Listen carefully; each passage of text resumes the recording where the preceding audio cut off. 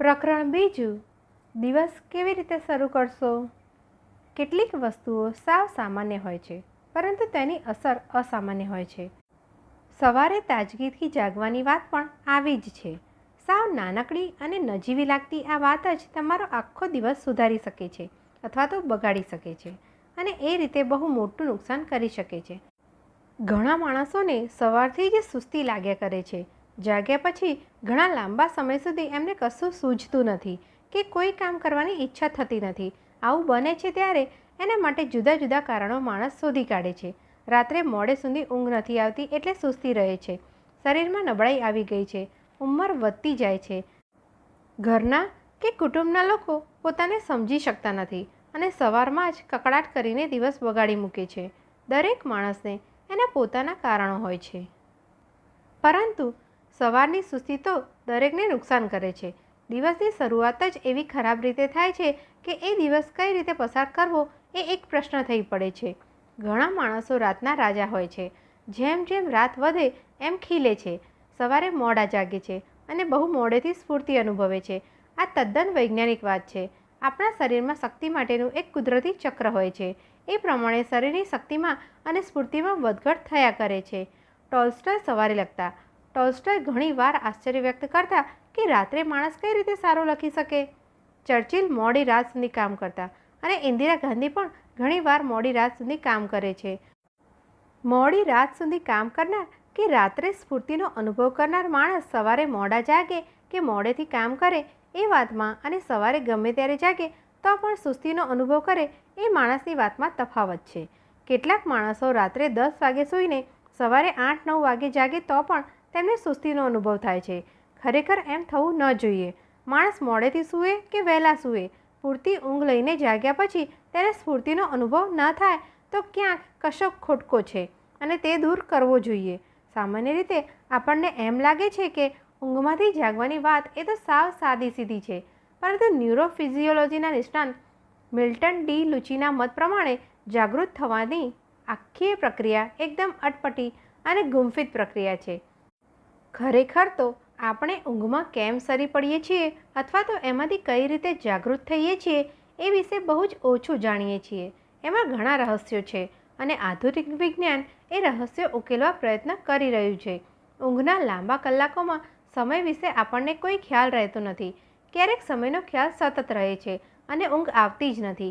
ક્યારેક જાગ્યા પછી ફરી પાછા સૂઈ જવાની ઈચ્છા થાય છે અને એ રીતે સૂઈને જાગ્યા પછી માત્ર થોડી પળોનું ઝોકું લીધું છે એ આપણને લાગે છે ત્યારે ખાસ્સી એકાદ કલાકની ઊંઘ આપણે ખેંચી કાઢી હોય છે.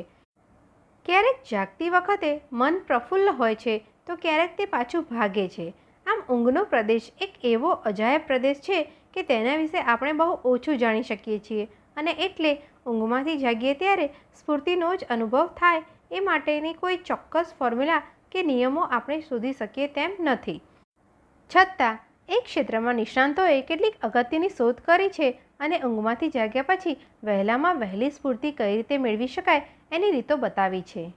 બીજાનો દિવસ ગમે ત્યારે શરૂ થતો હોય પણ તમારો દિવસ તમે જાગો ત્યારથી જ શરૂ થાય છે અને તે સ્ફૂર્તિથી શરૂ થવો જોઈએ અને એ બાબતમાં તમારે થોડી સાદી વાતો જાણી લેવી જોઈએ. પહેલું, પૂરતી ઊંઘ લેવાનું રાખો. જે માણસ અધૂરી ઊંઘે જાગે છે તે સ્ફૂર્તિથી જાગી શકતો નથી. એ જ રીતે જે માણસ વધારે પડતી ઊંઘ લે છે તે પણ આળસુ અને ચીડિયો બની જાય છે. માણસને કેટલી ઊંઘ લેવી જોઈએ તેના વિશે કોઈ ખાસ નિયમ નથી. કેટલાક માણસોને 9 કલાકની ઊંઘ જોઈએ છે જ્યારે બીજા કેટલાક માત્ર 4 કે 5 કલાકની ઊંઘથી ચલાવી શકે છે. સામાન્ય માણસને સરેરાશ 7 થી 7.5 કલાકની ઊંઘ પૂરતી થઈ પડે છે. તમારે પોતાને કેટલા કલાક ઊંઘવું જોઈએ તે તમે પોતે જ નક્કી કરી શકો. જેટલી ઊંઘ તમને થાક ઉતારીને તાજગી આપી શકે એટલા કલાકની ઊંઘ તમારા માટે જરૂરી છે એમ માનવું. બીજું, કુદરતના ચક્રને વફાદાર રહો. આપણા શરીરમાં શક્તિની વધઘટ થયા કરે છે અને તે માટે એક ચોક્કસ ચક્ર હોય છે. જો એને અનુરૂપ આપણે કામ કરવાનું અને ઊંઘ લેવાનું ગોઠવીએ તો દિવસભર વધારે સ્ફૂર્તિથી કામ કરી શકીએ. શરીરમાં જ્યારે શક્તિ ઉભરાતી હોય ત્યારે ઊંઘવાનો પ્રયત્ન કરીએ કે થાકી ગયા હોઈએ ત્યારે ઉત્તેજિત કરે તેવા પીણા, તમાકુ એવી બીજી કોઈ વસ્તુઓ દ્વારા જાગૃત રહીને કામ કરવાનો પ્રયત્ન કરીએ તો તેમાં પૂરી સફળતા મળી શકે નહીં. અસાધારણ સંજોગોમાં માણસે ગમે તે કરવું પડે પરંતુ સામાન્ય સંજોગોમાં શક્તિના કુદરતી ચક્રને વફાદાર રહીને જીવવું જોઈએ. આમ કરવા માટે ઊંઘ અને કામના કલાકો ચોક્કસ રીતે નક્કી કરી નાખવા જોઈએ. દિવસભર તાજગીથી કામ કરવા ઈચ્છનાર વ્યક્તિએ ગમે ત્યારે સૂઈ શકે નહીં. એ જ રીતે કોઈક દિવસ ખૂબ વધારે ઊંઘ તો કોઈક દિવસ ખૂબ ઓછી ઊંઘ લેવાની ટેવ પણ નુકસાનકારક છે. ત્રીજું, શરીરને ધીમે ધીમે જાગૃત કરો. સામાન્ય રીતે લોકો એમ માને છે કે જાગતા વેત જ આપણું મગજ જાગી જાય છે, પરંતુ આ માન્યતા ભૂલ ભરેલી છે. ઊંઘતી વખતે તેમજ જાગતી વખતે મગજ એ ક્રિયામાં ધીમે ધીમે સરે છે. માણસ ઊંઘે ત્યારે પણ અમુક સમય સુધી મગજ જાગૃત રહે છે. આપણે ઇલેક્ટ્રિક પંખો બંધ કરીએ પછી પણ તે અમુક સમય સુધી ચાલતો રહે છે, એવી આ વાત છે. આપણે જાગૃત થઈએ ત્યારે પણ આવું બને છે અને આપણું મગજ જ્યાં સુધી સ્ફૂર્તિમાં ન આવે ત્યાં સુધી આપણે સ્ફૂર્તિ અનુભવી શકતા નથી. મગજને બરાબર જાગૃત કરવા માટેના વૈજ્ઞાનિક નુસ્ખાઓ જાણવા જેવા છે. તમારી ઊંઘ ઉડતી હોય અને તમે જાગૃત અવસ્થામાં આવતા હોય ત્યારે જમણા હાથની પહેલી આંગળી 2-3 વખત હલાવો. હલાવતી વખતે કેટલીક વાર હલાવી તે બરાબર ગણો. પછી બીજી, પછી ત્રીજી, પછી ચોથી, એમ હાથની બધી આંગળીઓ બરાબર હલાવો અને દરેક વખતે ગણતા રહો. વિચિત્ર લાગતી આ ક્રિયા તમારા મગજનું ધ્યાન એ તરફ દોરવામાં અને તેને જાગૃત કરવામાં બહુ મોટો ભાગ ભજવે છે. આને કારણે તમે તંદ્રામાંથી જાગૃતિની સપાટીમાં ઝડપથી પહોંચી જાઓ છો. આટલું કર્યા પછી એક ઊંડો શ્વાસ લો અને 7 સુધી ગણો. ત્યાર પછી હાથને ઉપરની બાજુએ લાવો અને પગને ઊંચા કરીને વારાફરતી છાતી સુધી લઈ આવો. હવે શરીર સારી રીતે જાગૃત થઈ ગયું હશે. ધીમેથી પથારી છોડીને ઊભા થઈ જાઓ. ઊભા રહીને પણ થોડી સાદી કસરત કરો. હાથ ઊંચા કરો, પગ પર ઊંચા થાવ, દિવાલ પાસે જઈને ટટ્ટાર ઊભા રહો.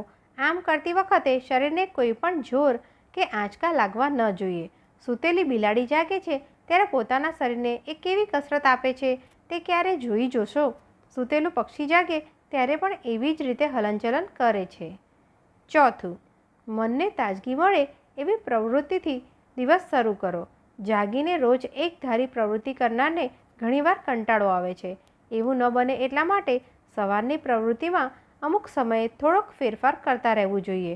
સવારના નાસ્તામાં, સવારના વાંચનમાં કે સવારે કામ ઉપર જવાનું હોય ત્યારે વાહન કે કામ પર જવાના રસ્તા બાબતમાં થોડો ફેરફાર કરવો જોઈએ. નાસ્તામાં ફેરફાર કરવાથી કઈ ચીજ લેવી કે ન લેવી તેની પસંદગી કરવી પડશે અને એ રીતે મગજ વધુ કાર્યશીલ બનશે.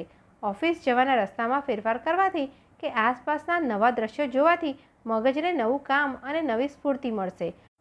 જો કે રોજે રોજ આવો ફેરફાર કરવો ન જોઈએ, પરંતુ લાંબા સમય પછી રૂટીનમાં ક્યારેક થોડો ફેરફાર કરવો જોઈએ. પાંચમું, જાગવાનું તમને ગમી જાય એ રીતે જાગો. જે માણસને જાગવાનો કંટાળો હોય છે એની સવાર તાજગીભરી રહેતી નથી. આવી સુસ્તી પાછળ મોટા ભાગે માનસિક કારણો પડેલા હોય છે.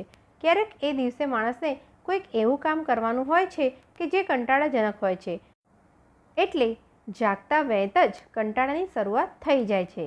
અઘરા કામમાંથી કોઈ પણ રીતે છટકવાની એ માણસના મનની રીત છે. આવું બને ત્યારે જાગતા વેત એ દિવસ દરમિયાન બની શકે એવા કોઈ આનંદદાયક બનાવોનો વિચાર કરવો જોઈએ. એક ડૉક્ટર કહે છે કે જાગીને તમારું કામ શરૂ કરતાં પહેલાં થોડું હસી લો. ઘરના માણસો સાથે, બાલ બચ્ચા સાથે થોડો આનંદ કરી લો. એક માણસને તેની નોકરી ગમતી નહોતી, પરંતુ તે નોકરી છોડી શકે તેમ નહોતું.